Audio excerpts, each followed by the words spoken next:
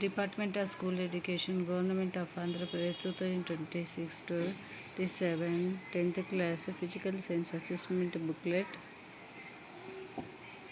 ఈ విధంగా ఉంటుందండి. టీచర్ యొక్క feedback, observations.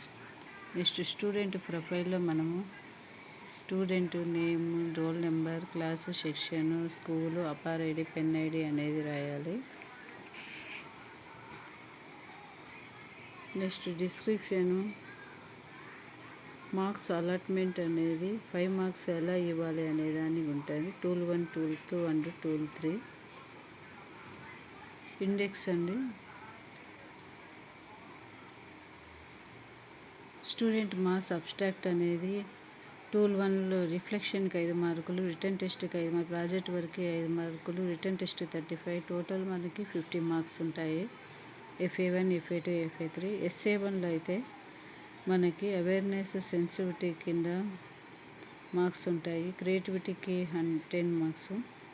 Next grading system 50 మార్క్స్కి అండ్ 100 మార్క్స్కి. అసెస్మెంట్ షెడ్యూల్ స్ట్రక్చర్ అనేది ఈ విధంగా ఉంటుందండి. FA1 అయితే August, FA2 October, SA1 November, FA3 జనవరి, ప్రీ ఫైనల్ ఫిబ్రవరి, grand test March.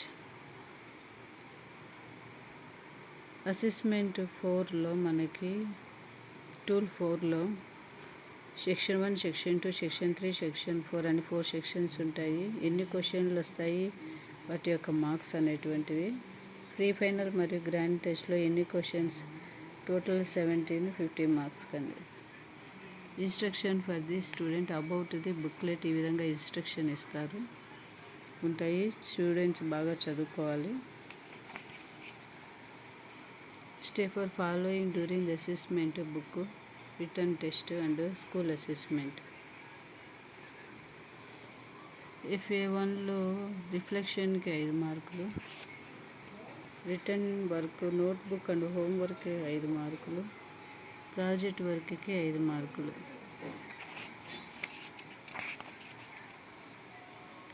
Return test FA1లో 35 మార్క్స్. ఫస్ట్ సెక్షన్లో 1 mark questions 7, 2 marks questions 4 marks questions 3, 8 marks questions 1 రాయాలి. ఇది మనకి OMR sheet. Part A, part B students రాసేది. APAAR ID, PEN ID రాయాలి. Bubbles చేయాలి, కరెక్ట్ బబుల్స్ ఫిల్ చేయాలి. Exam code. Part format C and D అది teacher work, teacher marks allotment. ఈ విధంగా మనం FA1 ఎగ్జామ్ రాస్తారు students. Next FA2, FA3, FA4 అన్ని ఎగ్జామ్స్ ఈ విధంగా ఉంటాయి.